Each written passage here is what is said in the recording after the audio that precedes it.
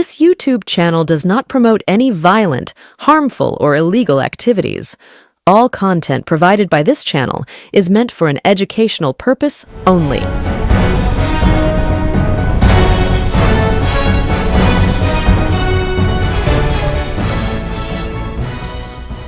নমস্কার, আমি প্রতিবেদক সায়ন্তন চক্রবর্তী। আপনারা দেখছেন বঙ্গচক্র ইউটিউব চ্যানেল।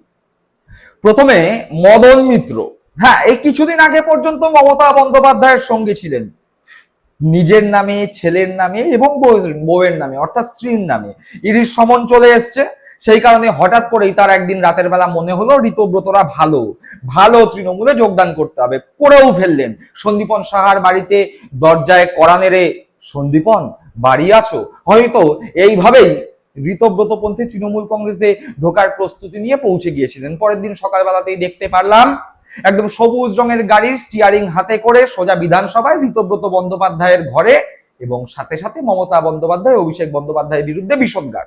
এবং সেই যে বিষোদ্গার শুরু হলো, সেই বিষোদ্গার গতকাল 21শে জুলাইয়ের সভা মঞ্চ থেকেও করেছেন। কিন্তু যাই করে নিন না কেন, লোকের দেখা নাই। বিখ্যাত বাংলা ব্যান্ড ভূমির একটা গান ছিল, তোমার দেখা নাই রে, তোমার দেখা নাই। ঋতব্রতদের যে 21শে জুলাইয়ের সভা মঞ্চ, সেখানে দাঁড়িয়ে যে সমস্ত ঋতব্রতপন্থী তৃণমূল কংগ্রেসের বিধায়ক থেকে শুরু করে নেতারা জড়ো হয়েছিলেন, তারা হয়তো মঞ্চে দাঁড়িয়ে বলছিলেন, তৃণমূল কংগ্রেস কর্মী, তোমাদের দেখা নাই রে, তোমাদের দেখা নাই। হ্যাঁ, ফাঁকা মঞ্চ, ভুল বললাম, মঞ্চ ভরা, কিন্তু মঞ্চের সামনের সারি সারি চেয়ার ফাঁকা। সেই ফাঁকা চেয়ারের সামনে মদন মিত্র বক্তব্য রাখলেন।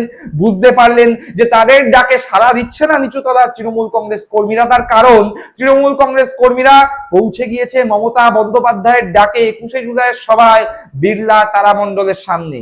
হাজার হাজার মানুষের সমাগম, তারা মমতা বন্দ্যোপাধ্যায়ের নামে জয়ধ্বনি দিচ্ছে, বলছে তৃণমূল কংগ্রেস জিন্দাবাদ, মমতা বন্দ্যোপাধ্যায় জিন্দাবাদ। মমতা বন্দ্যোপাধ্যায়ের এক একটা কথার পরে শব্দ ব্রহ্ম তৈরি হচ্ছে সেই জড়ো হওয়া তৃণমূল কংগ্রেস কর্মীদের মুখ থেকে। আর এই দৃশ্য যখন সামনে আসলো, মদন মিত্র থেকে শুরু করে ঋতব্রত বন্দ্যোপাধ্যায়, অরূপ বিশ্বাস, ববি হাকিম, চন্দ্রিমা ভট্টাচার্যরা যখন বুঝতে পারলো, অনুব্রত মণ্ডলরা যখন বুঝতে পারলো, মমতা বন্দ্যোপাধ্যায় ছাড়া তারা এক একজন এক একটা বড় বড় শূন্য, বিগ জিরো, তারপরেই আস্ফালন, উষ্মা প্রকাশিত হলো। আর সেই উষ্মার সব থেকে বড় নিদর্শন কে জানেন? মদন মিত্র। তিনি কি বলছেন জানেন? তিনি বলছেন, খুব অল্প সময় পেয়েছি, তার জন্য লোক হয়নি, আগামী বছর 21শে জুলাই করব। এই গান্ধী মূর্তির পাদদেশ থেকে পার্ক স্ট্রিট পর্যন্ত তিল ধারণের জায়গা থাকবে না। এত বড় চ্যালেঞ্জ দিচ্ছেন মদন মিত্র। একবার শুনুন, শুনতে হবে তো এই বক্তব্যগুলো। তার কারণ, এই বক্তব্য না শুনলে আমাদের অনেকের চোখে যেই ঠুলি পড়ে আছে, অনেকের মনে যেই ধারণা হয়ে আছে, সেই ধারণা কখনোই সরবে না, ঠুলি কখনোই সরবে না। একবার শুনি মদন মিত্র সেই বক্তব্য। অত্যন্ত অল্প সময় যেটুকু কর্মী হয়েছিল, আমরা যদি আরেকটু টাইম পেতাম, আমি চ্যালেঞ্জ করে বলে যাচ্ছি, এর পরের বার মেয়র রোডে গান্ধী মূর্তি থেকে পার্ক স্ট্রিট অব্দি একটা তিল জায়গা থাকবে না যেটা তৃণমূল কংগ্রেসের পক্ষ থেকে কি বলবো, যার সভাপতি অরূপ রায় বা ভবিষ্যতে নতুন যে শেপ নেবে, অর্থাৎ আমাদের এই আজকে আমরা যারা করলাম, আমি মনে করি মমতা বন্দ্যোপাধ্যায় তার জনপ্রিয়তা হারিয়ে ফেলেছে। শুনলাম মদন মিত্র সেই বক্তব্য। এবার ঘটনাচক্রে আমরা মমতা বন্দ্যোপাধ্যায়ের সবার ভিড় দেখেছি। অনেকে গেছেন, অনেকে টিভির পর্দায় দেখেছেন, অনেকে দেখেছেন মমতা বন্দ্যোপাধ্যায়ের ফেসবুক পেজে। ছোট ছোট ভিডিও এদিক ওদিক ছড়িয়ে আছে, যেখানে দেখা যাচ্ছে কিভাবে কাতারে কাতারে মানুষজন মমতা বন্দ্যোপাধ্যায়ের সভায় ভিড় করেছে। মাছি মারছে ঋতব্রত বন্দ্যোপাধ্যায়ের সভা। এই দৃশ্য সামনে আসার পরে ঋতব্রত বন্দ্যোপাধ্যায় থেকে শুরু করে চন্দ্রিমা ভট্টাচার্য, অরূপ বিশ্বাসরা বারংবার মেজাজ হারিয়েছেন। মেজাজ হারিয়ে কেউ বলছেন তারাই আসল তৃণমূল কংগ্রেসের প্রতীক, নাম, দল, পার্টি অফিস, তহবিল সব তাদের। কেউ কেউ বলছেন চন্দ্রিমা ভট্টাচার্যের মতো, কেউ কেউ বলছেন 2500 লোক হয়েছে, 2500-এর বেশি হলে কোর্টে কন্টেম্পট হয়ে যাবে, তো অর্থাৎ ভাঙবো তবু মচকাবো না। বলছেন যে 2500-এর তো কোর্ট থেকে পারমিশন দেওয়া হয়েছে, তার বেশি হলে কোর্টে কন্টেম্পট হবে। তো আমাদের কোনো লজ্জার ব্যাপার নেই। আমাদের ভিড় দেখলে তাহলে ওদের লজ্জা পাওয়া উচিত, ওদের জায়গাটা কতটুকু। আর উনি যদি বলেন ভিড়, তাহলে কত ভিড় হয়েছে? কোর্ট বলে দিয়েছে 2500, তার বেশি তো হয়নি, নিশ্চয়ই হলে কন্টেম্পট হবে। হলে কন্টেম্পট হবে কোর্টে, আর আমাদের ভিড়টা দেখে যাবে, তাহলে ভাবে আমাদের কোনো লজ্জা। সে উনি যদি বলে আনন্দ পান, ওনার যদি বলে রক্তচাপ ঠিক থাকে, উনি যদি বলে রাতে একটু ঘুমাতে পারেন, সমস্যা কি? 12 লক্ষ 14 লক্ষ 15 লক্ষ 12 লক্ষ 15 লক্ষ 14 লক্ষ যে জমায়েত, মানে উনি যা বলতেন।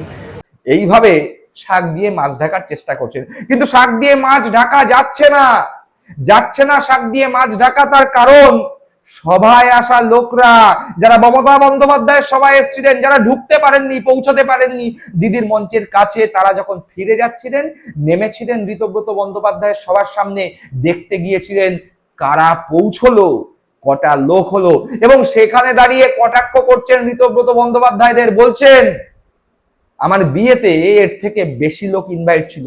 অর্থাৎ ঋতব্রত পন্থী তৃণমূল কংগ্রেসের যে 21শে জুলাই সভা হয়েছে, সেখানে হাজির হওয়া কর্মীদের ভিড় যা হয়েছে, তার থেকে একজনের বিয়েতে আমন্ত্রিত অতিথির সংখ্যা বেশি ছিল। একবার শুনুন সেই কটাক্ষটা। এখানে লোক কোথায়? শুধু নেতারাই, মঞ্চে যত লোক আছে, মঞ্চে যা আছে তার থেকে বাইরে। আমার বিয়েতে থেকে বেশি লোক এসেছিল, আমার বিয়েতে থেকে বেশি গ্যাদারিং হয়েছিল, আমার বিয়েতে থেকে বেশি লোক এসেছিল, আমার বিয়েতে থেকে বেশি গ্যাদারিং হয়েছিল। এই তো অবস্থা মনটা, আমরা ঢুকতে পারিনি, ওখানে চলে এসেছি, দেখলাম হচ্ছে।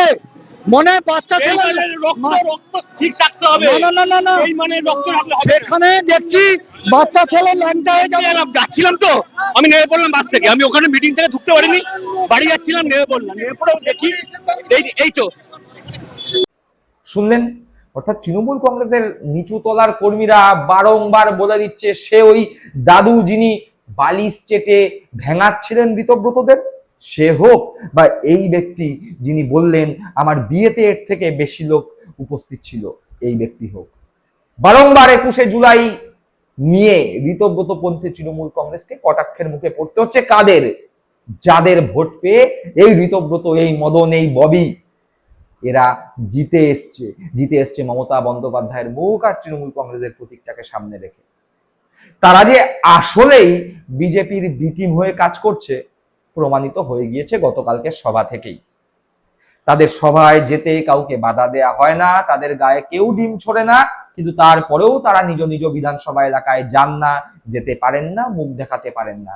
চেষ্টা করেছিলেন, ভেবেছিলেন 21শে জুলাইকে সামনে রেখে হয়তো কিছুটা রাজনৈতিক জমি খুঁজে পাবেন, কিন্তু দেখা গেল 21শে জুলাই, যে 21শে জুলাই একান্তই মমতার, যে 21শে জুলাই একান্তই শহীদের, সেই শহীদের 21শে জুলাই, সেই মমতার 21শে জুলাই ঋতব্রত, মদন, ববি, অরূপ, চন্দ্রিমাদের রাজনৈতিকভাবে বিদায় ঘন্টা বাজিয়ে দিল।